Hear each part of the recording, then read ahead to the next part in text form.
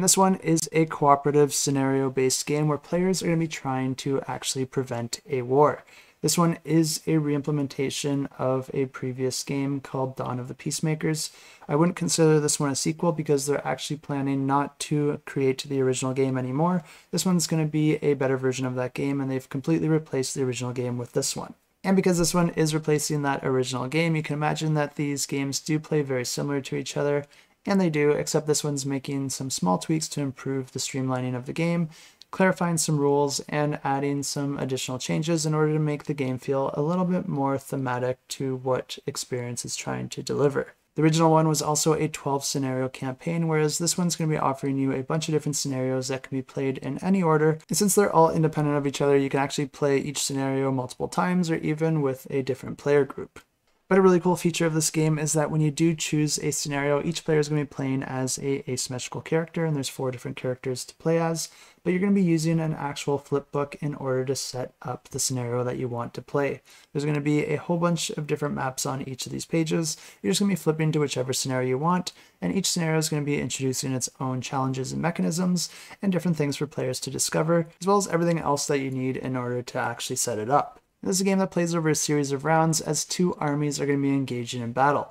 Players are not aligned with either of these armies, but instead they're trying to be the ones to create peace between them. Each round starts with the player's phase, and each player is going to have their own deck of cards that's associated with their character, and that's what they're going to be using in order to perform their actions. At the start of the round, you're going to be drawing a hand of cards, then you'll be able to play as many of those cards as you like. Each of the cards are multi-use, and the player is going to be able to choose between either the special ability that's specific to that card, or instead to do one of the basic actions indicated by the icons on that card. These basic actions can allow you to do all sorts of different things, like manipulate the actions that the armies will perform by looking at the top cards in their deck, and then putting them back in any order that you want. This is a great way for the players to see what's going to be happening next, but then also use it to their advantage to balance the battlefield to make sure that one army isn't getting the upper hand over the other.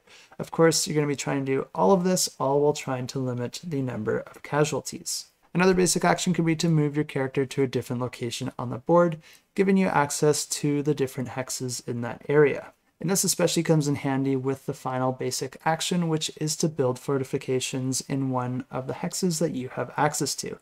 Because if you know that one of the armies is going to be putting an assault onto the other army's hexes, you can actually build a fortification there to limit the amount of damage that they inflict, preventing casualties while also preventing one army from getting the better of the other. But once each of the players have played all the cards that they want to play, performing their basic actions or their specific card abilities, then we're going to be moving into the army phase. And the way that this works is that you're actually going to be drawing a card from each of the army's decks, combining them together in order to determine what the AI is going to do. Most of the time this means units from either of the opposing sides making progress towards each other and then attacking any of the units that are within their range. Each of these armies is going to be driving down the motivation of the other army and possibly even killing and destroying some of their units. And this is where the whole goal of the game comes into play, because if one of the army ever gets the opposing army's motivation all the way down to 0, then the players have lost in finding peace.